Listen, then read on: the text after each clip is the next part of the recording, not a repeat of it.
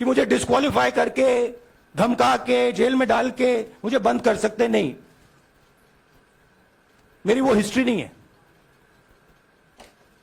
मैं हिंदुस्तान के लोकतंत्र के लिए लड़ रहा हूं और मैं हिंदुस्तान के लोकतंत्र के लिए लड़ता रहूंगा। राहुल गांधी ने मोदी सरकार पर लगाए बड़े आरोप, कहा मैं किसी से नहीं डरता। कांग्रेस नेता राहुल गांधी की लोकसभा से सदस्यता रद्द किए जाने के बाद राहुल गांधी ने प्रेस वार्ता की। इस दौरान राहुल गांधी ने नरेंद्र मोदी सरकार और पीएम नरेंद्र मोदी पर निशाना साधा। इस दौरान राहुल गांधी ने मीडिया से बातचीत करते हुए कहा कि हिंदुस्तान में लोकतंत्र पर हमला हो रहा है। राहुल ने कहा कि मुझे डर नहीं लगता, मैं इनसे सवाल पूछता रहूंगा। मैं अडानी और 20,000 करोड़ का सवाल पूछता रहूंगा। राहुल ने अपनी बात रखते हुए कहा कि मैंने एक सवाल पूछा था कि अडानी जी की कंपनी में किसी ने 20,000 करोड़ रुपए इन्वेस्ट किए हैं, ये अडानी जी का पैसा नहीं है। तो सवाल ये था कि ये 20,000 करोड़ रुपए किसके हैं। मैंने संसद में प्रूफ दिया अडानी जी और मोदी जी के रिश्ते के बारे में। ये रिश्ता बहुत पुराना है। देखिए पूरी खबर। नमस्कार। मैंने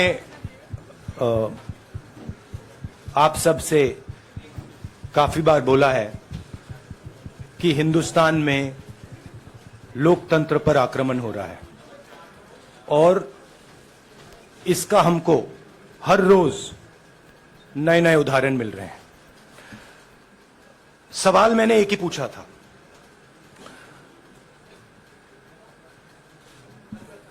फाउंडेशन पे जाता हूं, अदानी जी की शेल कंपनीज हैं,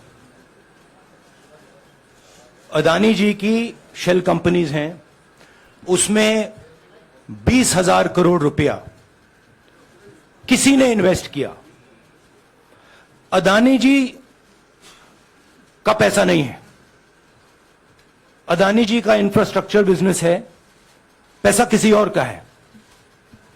सवाल यह है, ये जो 20,000 करोड़ रुपए हैं ये किसके हैं, यह सवाल मैंने पूछा। मैंने पार्लियामेंट हाउस में प्रूफ देके, जो मीडिया रिपोर्ट से मैंने निकाला, अदानी जी और नरेंद्र मोदी जी के रिश्ते के बारे में डिटेल में बोला। रिश्ता नया नहीं है, रिश्ता पुराना है। जब नरेंद्र मोदी जी गुजरात के सीएम बने थे तब से रिश्ता है और उसके बहुत सारे पब्लिक प्रूफ्स हैं। हवाई जहाज में मैंने फोटो दिखाई, नरेंद्र मोदी जी बड़े कंफर्ट में बैठे हुए थे अपने दोस्त, अपने मित्र के साथ। पार्लियामेंट में मैंने दिखाई। यह सवाल मैंने पूछा। फिर मेरी स्पीच को एक्सपंज किया गया। मैंने स्पीकर को डिटेल चिट्ठी लिखी, पॉइंट बाय पॉइंट, कि मैंने कहा कि एयरपोर्ट्स अदानी जी को रूल बदल के दिए गए हैं। ये लीजिए रूल की कॉपी जिसको बदला गया है। चिट्ठी लिखी, कोई फर्क नहीं पड़ा। फिर मेरे बारे में मंत्रियों ने पार्लियामेंट में झूठ बोला कि मैंने विदेशी ताकतों से मदद मांगी। मैंने ऐसी कोई बात नहीं की है। मैंने कहा स्पीकर से, मैंने जाके कहा स्पीकर सर, पार्लियामेंट का नियम है कि अगर किसी मेंबर पर कोई एक्यूजेशन लगाता है तो उस मेंबर को जवाब देने का हक होता है। मैंने एक चिट्ठी लिखी, उस चिट्ठी का जवाब नहीं आया। दूसरी चिट्ठी लिखी, उस चिट्ठी का जवाब नहीं आया। फिर मैं स्पीकर के चेंबर में गया। मैंने स्पीकर सर से कहा, स्पीकर सर, यह कानून है, यह रूल है, इन्होंने झूठा आरोप लगाया है, मुझे आप बोलने क्यों नहीं दे रहे हैं। स्पीकर सर मुस्कुराते हैं, कहते मैं नहीं कर सकता।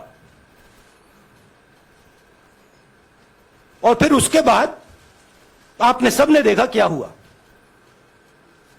सवाल पूछना मैं बंद नहीं करूंगा। नरेंद्र मोदी जी का अदानी के साथ क्या रिश्ता है और 20,000 करोड़ रुपए किसके हैं मैं पूछता जाऊंगा। मुझे कोई डर नहीं लगता इन लोगों से। और अगर ये सोचें कि मुझे डिस्क्वालीफाई करके, धमका के, जेल में डाल के मुझे बंद कर सकते, नहीं, मेरी वो हिस्ट्री नहीं है।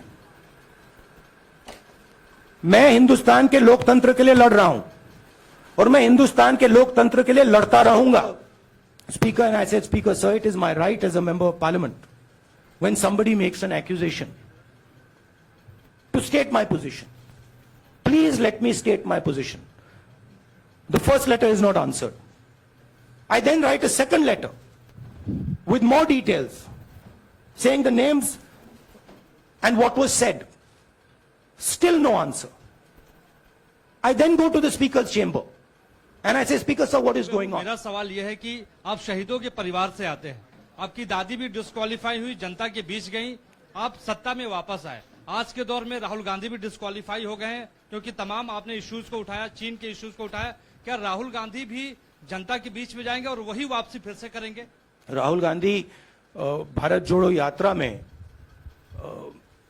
4.5 महीने जनता के बीच में रहेंगे और वो मेरा काम है, वो मैं करता जाऊंगा। सर, भारतीय जनता पार्टी ने आप पर ओबीसी समुदाय के अपमान का आरोप लगाया है, इस पर आप क्या जवाब देना चाहेंगे भारतीय जनता पार्टी को? मैं पिछले भारत जोड़ो यात्रा में, आप मेरी कोई भी स्पीच देख लीजिए, मैं वहां कह रहा हूं सब समाज एक हैं, सबको एक साथ चलना चाहिए, भाईचारा होना चाहिए, नफरत नहीं होनी चाहिए, हिंसा नहीं होनी चाहिए। तो मेरी पोजीशन बिल्कुल क्लियर है। ये ओबीसी का मामला नहीं है, ये नरेंद्र मोदी जी और अदानी जी के रिश्ते का मामला है। 20,000 करोड़ रुपए जो अदानी जी को पता नहीं कहां से मिले, उसके बारे में मैं सवाल पूछ रहा हूं और उसका जवाब चाहिए।